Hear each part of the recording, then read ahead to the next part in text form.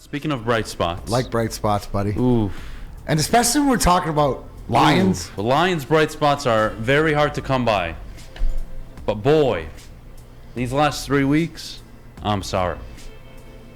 3-game winning streak. Aleem McNeil, his career game. Aiden Hutchinson, another interception. Your front seven has been unbelievable these last 3 weeks. And you know what, Darren? I mentioned it before the break. Your clock was a little broken. And 3 weeks removed from it being broken, it is not only fixed, it is actually working perfectly and on pace to do what you all expected before the season, which was win 7-8 games, show development, show progress. And you know what? To Dan's credit, the last 3 weeks, he's looked like a legitimate coach. You know what it is, Adam? Can you agree?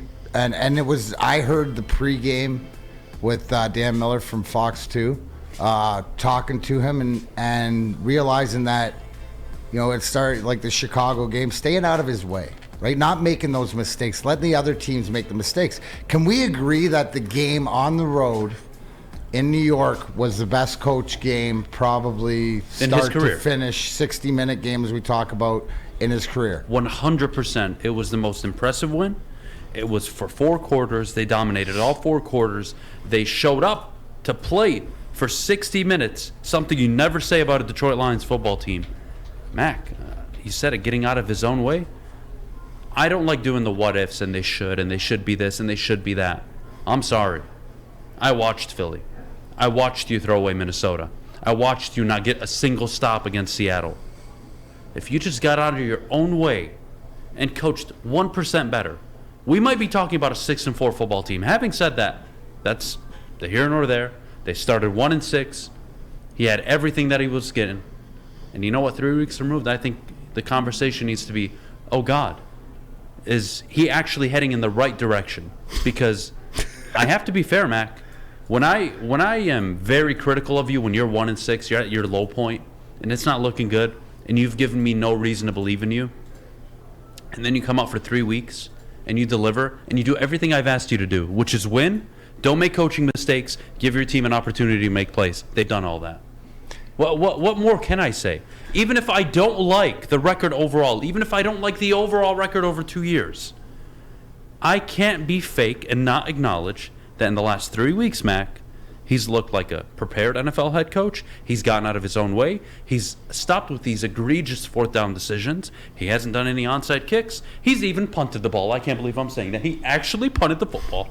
Used probably one of his greatest weapons on his team. And what does Jack Fox do? Like he always does, dropping dimes in the 5. You know, stuff like that. So he's progressed. You know, we heard about 3 weeks ago, Aiden Hutchinson alluded to it about the players-only meeting. Well, you know what's pretty apparent, too, that I think that we don't talk about is the coaches-only meeting, right? As former players, that seems that they got together and got on the same page. And the one thing is, yes, Dan Campbell deserves credit because he is the leader of this ship, and if we're going to criticize him when things are going bad, he gets all the credit. But gosh darn it, Aaron Glenn, that defense, how about that move? Like, here's the one thing, right? Dan Campbell in 2 years, when things haven't been going right, and whether it's what Neil calls, you know, give me my pound of flesh or whatever like this, the decisions on his coaching staff that he's had to make, and Anthony Lynn last year was a positive one, right? Aubrey Pleasant this year. Look at the way this defense is playing. And the one thing leading back into talking about Aiden Hutchinson, Aleem McNeil, Kirby Joseph, Malcolm Rodriguez, these are all young rookie guys. So what I'm trying to say is Dan Campbell doesn't, usually when a coach comes in, he gets the veterans all bought in, moving downhill to get the kids to buy in. He's got the full buy-in of the kids. And now they're playing. And now they're showing that Brad Holmes can draft guys. You know, the one thing is, and it reminds me, if we're talking about these guys, I had a conversation on when we did, we used to do the hook with Maz and Pilar, with Mike O'Hara from Detroit Lions.com. And I asked him, and I mentioned this yesterday, but this is so apparent to me because I asked him a few years ago about training camp. Does anybody out there, like, you know, you look good? And he mentioned Aleem McNeil. And he said, you know what? This kid reminds me of Bubba Baker. Bubba Baker is one of the all-timers from, and listen, that's like late 70s, 80s, stuff like this. But what I'm saying is that now you're starting to see the guy that does all the dirty work, that doesn't get the flowers all the time, right, is the Liam McNeil, right? Well, these guys are playing as a unit. Well, what was it, guys? 15 carries, 23 yards for Saquon Barkley. 22. Yeah. And let's ask Adam. Adam, going into that game, we all said on Big D Energy that Saquon Barkley is the best running back in the league? I wouldn't go that far. Top 3 for sure. He's Okay. one of the 3 best backs. Remember I think Derrick Henry. He's having the best year. Derrick Henry to me is the best back. He's been the most consistent. He's been reliable. He's unbelievable. But what did you go into the game? Well, were you willing to accept giving up to Barkley? What did you think? 15 carries for? I thought he'd run for at least 100 yards. Okay.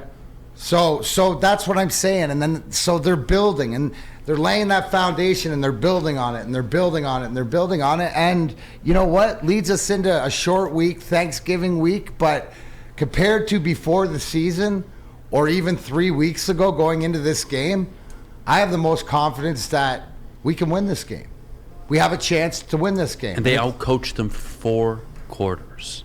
Unbelievable. Flannel Lee McNeil career game. 10 pressures, 7 tackles, a sack. 3 Could he not tackles be for any loss. more He did disruptive? something in the first half that hadn't been done since 2016 by an interior lineman.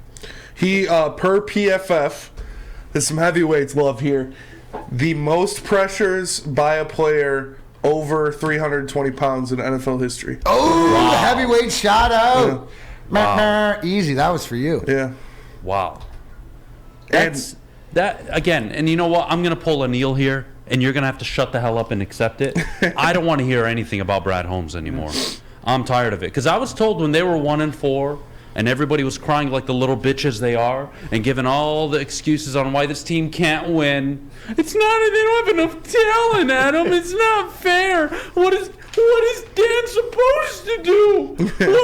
What is he? Look at it's Lee McNeil and Levi Onwuzurike. What is he supposed to do, Adam? Shut the fuck up. That's what you're supposed to do. Lee McNeil, Aiden Hutchinson, Amon-Ra St. Brown, Malcolm Rodriguez, Lick My Nuts. Kirby Who Joseph. else do you want me to name? Penny Sewell. Panay Sewell, first round pick. You Hey, get we don't Jameson even, hey, Williams listen, back. we're so good. We don't even have to drop the perennial gold jacket guys Yep. on offense. Jameson Williams coming back likely against Jacksonville. Wait till you see him on the field. Oh, wait, Derek Barnes has been a good linebacker these last, Yep. 3, 4, 5 weeks? Yep. Very interesting. Listen, I don't know about you, but this is what I want to ask you. That was the best game that I seen Anzalone play too. I wanted to bring this up yesterday. Did anybody see the tackle where Anzalone wrapped him up, spun? The guy broke out of the tackle. He spun around and he threw him into himself on Yes. the sideline. Did you see that? Right? Did anybody go like? That's when you know things are going good. But just to that point, the way that they're playing as a unit, their pursuit to the ball, their hunger, all this stuff like this. Now, we haven't even mentioned that look at Okuda. And I know that he's not a Holmes guy or whatever, but look at how he's played in that system. And he's been just as integral part of that defense. Now we're going to miss him this Thursday, but it's a different opportunity for guys to step up. Well, that's another thing. And I'm sorry. This is why coaching matters. And Spence Flannel, feel free to really interject here. This is why coaching matters. Because nobody's complaining about Sunday right now. Nobody's complaining about Jeff Aguda going down. Nobody. Why? They won. The secondary players did their job. They kept everything in front of them. Nobody was getting beat. Hutchinson made a play. Your defense made plays. They stopped the run. Wait, coaching matters. Jeff Okuda, again, he's your best corner. I mean, I don't think anybody can disagree with that right now. Having said that, give me a break. Coaching matters so much in the NFL, and it really glosses over any errors or maybe flaws you may have. As long as you're buttoned up, which the Lions have been for 3 weeks now. They've given up yards, sure. They gave up 300 yards to Daniel Jones. So what? That was intentional. They kept everything in front of them, and they waited for New York to fall apart, which they did. Kirby Joseph had a pick. Aiden Hutchinson had a pick. I mean, come on. But they executed. And as much as we want to hammer on Goff, that's as good of a game as a game manager or whatever. He made the throws. He made some great throws on third down. We were talking about Tom Kennedy and different guys stepping up. You know, Amon-Ra St. Brown. But there was some, there was so many good plays, instinctual. And Adam, the big thing, right? Look at how we're doing in the turnover battle, right? The turnover battle. That's what other good teams do. So progress, not perfection, but where we're at, you look at the clock, right? And at the end of it makes me feel a lot better. Look at that. 7 left. You're getting very close. We're there? Like that just, this is the old adage where days are long, years are short, right? But definitely feeling a lot better 25, 26, and 27 than I was before. 100%. Again, 3 weeks ago, you were ready to just sell everything, sell the stock, sell everything, get rid of it. And just as quickly as you can fail in the NFL, you can succeed. That's why it doesn't take 3-4 years to rebuild a franchise. If you're good enough as a coach, you can get it done. You see what Dable's doing in New York. You see what's his face? God, how am I forgetting his name? Arthur Smith out in Atlanta. Go look at Pete Carroll, what he's working with. Sirianni in Philadelphia. Sirianni, a better team, but yes, Yeah. Same situation though, right? They walk in, they're young, and they instantly win. It doesn't take long. And now that Campbell has this 3-game winning streak, I'm going to look past Buffalo a little bit because that is the hardest game on the schedule.